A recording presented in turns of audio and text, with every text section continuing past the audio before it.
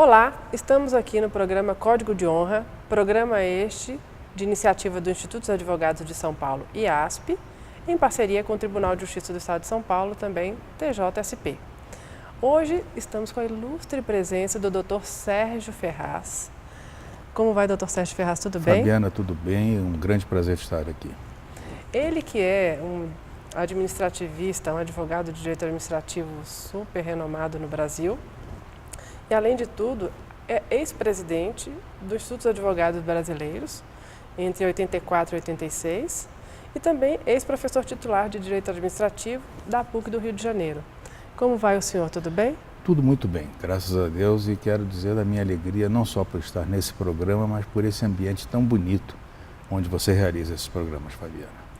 É a sala do órgão especial do Tribunal de Justiça do Estado de São Paulo, né? Que ela nos inspire.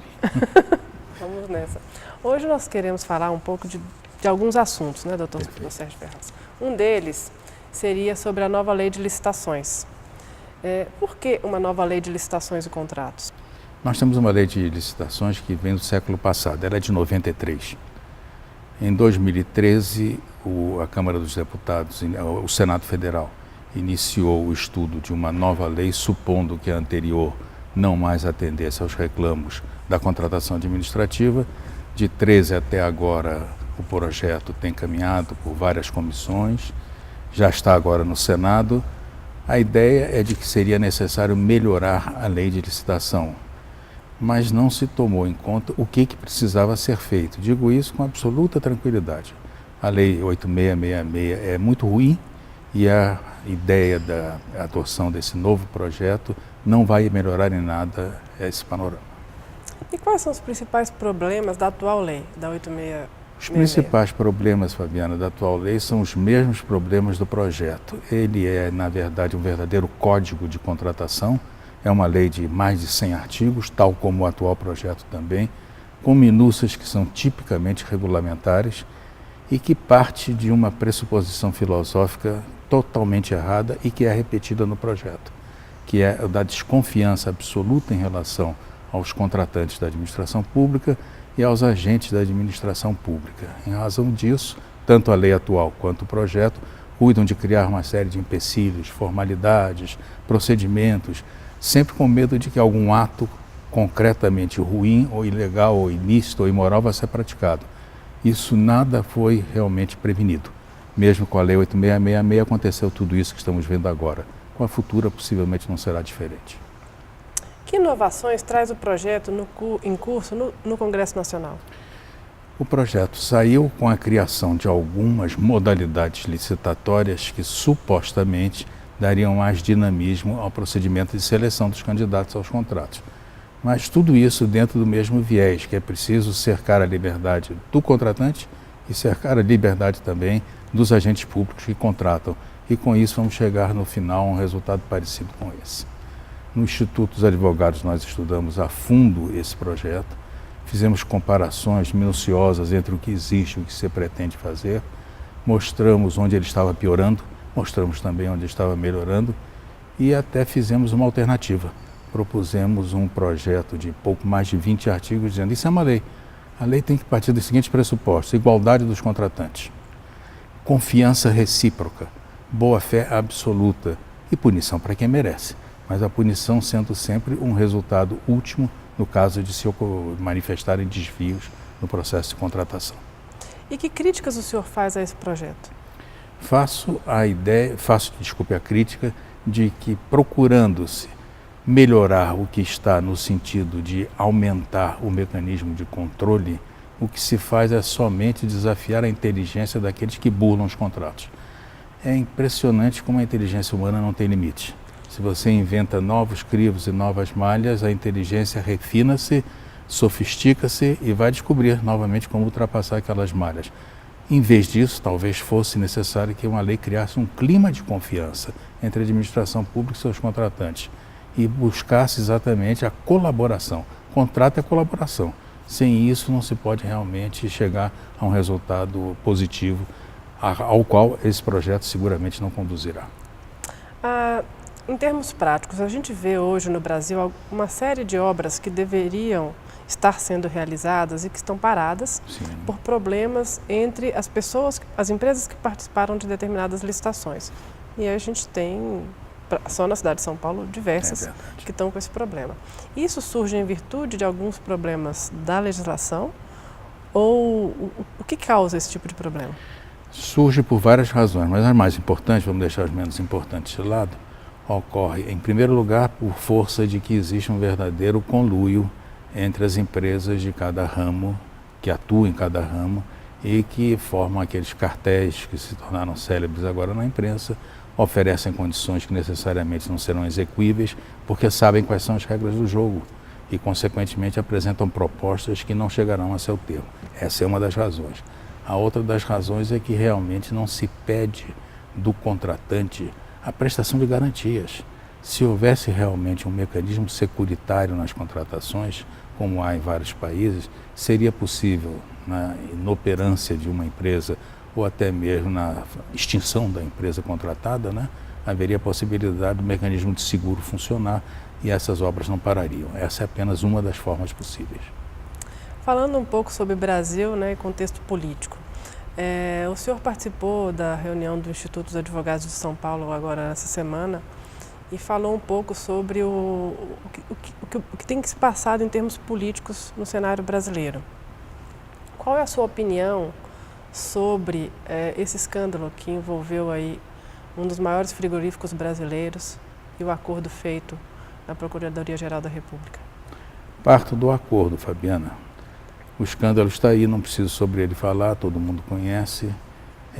Se houve ou não houve, no contexto daquele encontro entre o presidente da República e aquele determinado empresário, alguma ilicitude consertada ou de qualquer maneira insinuada, isto é um problema que cabe à Justiça investigar. Mas há alguns pontos que são visíveis. Em primeiro lugar, a denúncia do Procurador-Geral da República se faz com base numa gravação que até hoje não foi periciada. A aceitação da instauração de um inquérito pela primeira vez na história do país contra um presidente da República em exercício também se faz com base nessa mesma fita, até hoje não periciada. Não bastasse isso, o grande malfeitor, na verdade o grande artífice de toda essa suposta imoralidade que aí está presente e comprovadamente anunciada, ele se encontra flanando às nossas custas numa bela cidade como é Nova York, num notável apartamento e não recebeu punição alguma. Eu sinceramente não quero confrontar coisas desiguais, mas fica difícil, não só para o homem do povo, mas para mim também, fazer um confronto entre a situação, por exemplo, de Marcelo Odebrecht, preso há 2 anos, e Joesley passando os seus fins de semana em Nova York. Não há condição de se entender isso. Acho que houve precipitação, seguramente, da Procuradoria-Geral da República. E o que deveria ser feito para gerar um certo conforto para o povo brasileiro no tocante a esse assunto? Pressão. Hoje em dia, sem sombra de dúvida, existe esse mecanismo notável da comunicação social difundida. As mídias, não só elas existem e têm a sua autonomia, mas elas são muito pressionadas também pela opinião popular. É preciso que a opinião popular ponha o dedo nesse escândalo. A presença desse empresário que motivou esse último escândalo em total liberdade, na disponibilidade plena dos seus bens, do seu patrimônio, no lugar onde bem entenda, sem punição alguma, afronta a dignidade do povo brasileiro. E esse acordo, ele é um acordo válido? Na minha opinião, o Supremo Tribunal Federal deve analisá-lo não só sob o prisma da mera formalidade, que é o que alguns estão sustentando, mas também no plano da sua própria legalidade. A meu ver, um acordo dessa natureza, com tal nível desproporcional de vantagens para o delator, afronta a própria lei que criou a delação premiada e que ela não permite que o líder da ilicitude delatada goze de benefícios como estão sendo, na verdade, aquinhoados a esse senhor. O acordo de colaboração premiada, ele tem por pressuposto que a pessoa não cometa mais nenhum crime, concorda? Tendo feito o acordo de colaboração premiada e em seguida feito uma operação que viola as regras da CVM, por exemplo, Sim. se aproveitado de uma informação privilegiada para ganhos em moeda estrangeira, etc., isso poderia vir a anular o acordo de colaboração premiada? Do ponto de vista legal, não tem a menor dúvida que esse acordo está marcado de ilicitude. A meu ver, o Supremo deve entrar na análise do acordo, levando em conta, inclusive, as circunstâncias posteriores a ele. O grande lucro que ele, empresário, e suas empresas tiraram daquele jogo cambial que fizeram no dia seguinte ao da revelação da delação, como também as infrações em termos de controle das entidades, que a CVM já instaurou, se não me engano, 3 ou 4 procedimentos para apurar.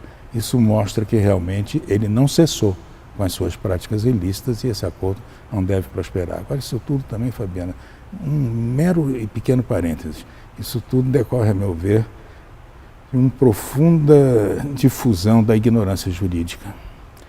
E essa profunda decorre de um ensino jurídico muito amesquinhado nos últimos anos, o que de seu turno decorre da própria falência do ensino no Brasil. Ou seja, é toda uma escala em ascensão que começa lá na base e que no final não vai poder produzir bons resultados. Seguramente o fato de você ser aprovado num concurso dificílimo como é o de Procurador da República não legitima, não faz com que se dê uma carta de indenidade a um Procurador-Geral da República que afiança um acordo dessa natureza, a meu ver, inteiramente fora dos parâmetros legais. E como fica o fato de a sede principal da empresa, me parece, já estar fora do Brasil? Exatamente. Além de o Brasil ter financiado a empresa, agora ele perde os rendimentos oriundos dessa própria empresa? Sem sombra de dúvida, há mecanismos de internação, mas é preciso que haja vontade política, não é verdade? Veja que o BNDES é acionista minoritário, como deve ser quem financia, de vários projetos da JBS. Na qualidade de acionista minoritário, ele tem legitimação para propor a anulação desses vários acordos, desses financiamentos que ele mesmo, BNDES, por outra administração, concedeu, e promover, e provocar, e induzir ao retorno desse capital que foi, na verdade, exportado sem qualquer benefício para o povo brasileiro. Eu queria falar um pouco agora sobre carreira. Certo. Né? O senhor, que é um advogado de direito administrativo super renomado, ao ver o seu currículo, eu não sabia nem por onde começar, tamanha é a sua experiência jurídica, nacional e internacional. Eu gostaria de falar que o nosso programa tem como público também alunos de direito e recém-formados, que buscam aí avidamente saber o que vão fazer da carreira, como atingir o sucesso, como atingir os altos patamares do direito, e o senhor posso dizer que está em todos eles. O que o senhor poderia nos dizer sobre a carreira de advogado e advogado do direito administrativo, por exemplo? Ótima pergunta, Fabiana, e ela se entronca de certa maneira com a crítica que eu fiz em relação à pergunta anterior. Quero dizer o seguinte a você, eu me lembro muito de um velho professor de Direito Internacional Privado, um grande jurista, há muito tempo falecido, Haroldo Valadão, e Valadão dizia a seus alunos que não se passava um dia na vida dele, era o lema dele de vida, nem um dia sem uma página lida e meditada. Então ele tinha como norma de vida que o estudo era a profissão de fé dele. Claro, hoje há vários nichos novos de direito, muito interessantes, sobre os quais eu não posso senão especular, mas que eu nem procuro por isso mesmo ignorar. Pelo contrário, estou preparando, por exemplo, um trabalho que vou levar para Toronto sobre aplicações da inteligência artificial no mundo do direito. Eu sou especialista em informática? Não sou, mas sinto o desafio que isso significa. E como nada conheço sobre a matéria, fui estudá-la. Então, o comportamento do estudante de direito é esse, é o estudo. Sempre o estudo, é imprescindível o estudo.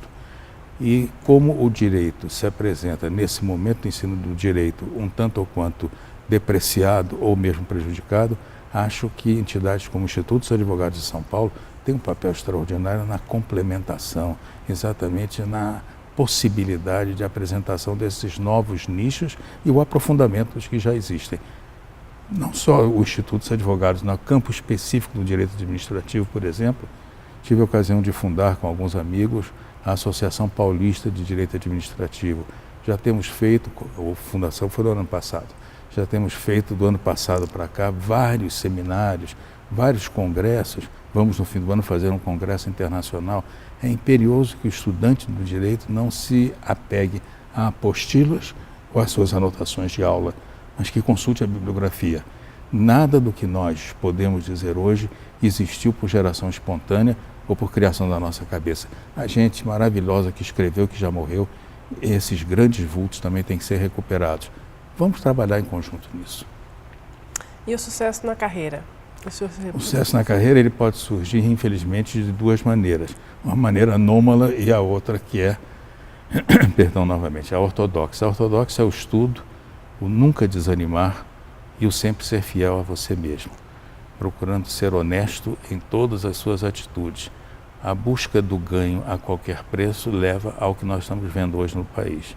A outra fórmula, que é anômala, é exatamente essa, a de procurar se aproximar das possibilidades fáceis de ganho, esquecido daquela velha ideia de que nenhum ganho é fácil.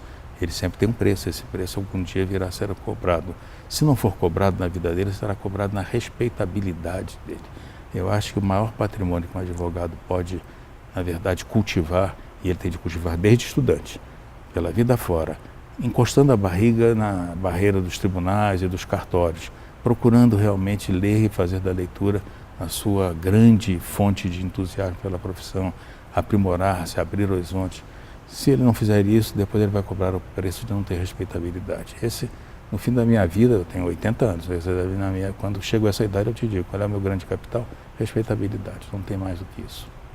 Bom, eu gostaria também de saber da parte internacional, né? O senhor tem uma carreira jurídica internacional também bem forte. O que o senhor sugere nesse sentido também? Isso aí certamente está ligado muito às peculiaridades de cada pessoa, né? Eu sempre me interessei, por exemplo, pela vida gremial da advocacia. Eu fui o conselheiro federal da Ordem dos Advogados, mais tempo tendo funcionado naquele conselho. Durante 25 anos ininterruptos eu fui conselheiro por sucessivas eleições. Fui presidente do Instituto dos Advogados Brasileiros. Como eu sou insatisfeito, eu vim para São Paulo e fui membro e sou membro do Instituto dos Advogados de São Paulo. Com minha atividade no Conselho Federal da Ordem dos Advogados do Brasil, fui agraciado com a confiança de alguns presidentes que me indicaram para representar a entidade em entidades internacionais, particularmente na União Internacional dos Advogados, na União Ibero-Americana de Advogados, na União dos Advogados de Língua Portuguesa e no Conselho dos Advogados do Mercosul. Essa última entidade, inclusive, eu presidi durante 4 anos. As outras entidades eu especificamente aponto aquela que é a maior da advocacia internacional, que é a União Internacional dos Advogados. Lá cheguei, volto a lhe dizer, por indicação, portanto, que procurei corresponder à honra da indicação da Ordem dos Advogados, consegui realmente um bom ambiente, uma boa convivência. Sou hoje um dos vice-presidentes da Comissão de Direitos da Biotecnologia dessa entidade, que se reúne anualmente pelo mundo afora, e é lá que vou levar um trabalho sobre inteligência artificial e advocacia.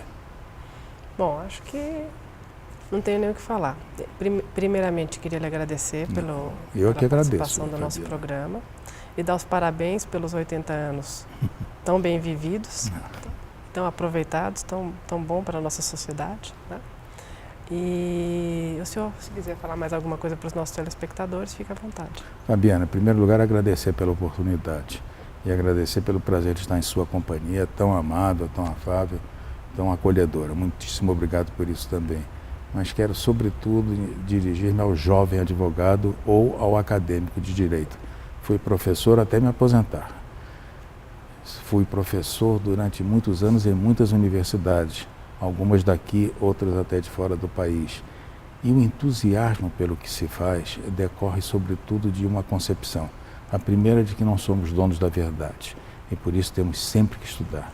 Nunca sabemos tudo e até aquilo que achamos que sabemos pode não corresponder a uma verdade científica. Então seja humilde, seja persistente, seja permanentemente estudioso, seja humilde e não se acredite de maneira alguma o oráculo último. Muita gente antes de mim, ou antes de você, aluno, ou antes de você, novo, jovem advogado, já pensou sobre esses problemas que hoje te atormentam e terão algumas indicações a lhe dar. Mas o estudo é a atitude fundamental para todos nós. Muito obrigada novamente. Obrigado. E nós encerramos aqui o programa Código de Honra de hoje.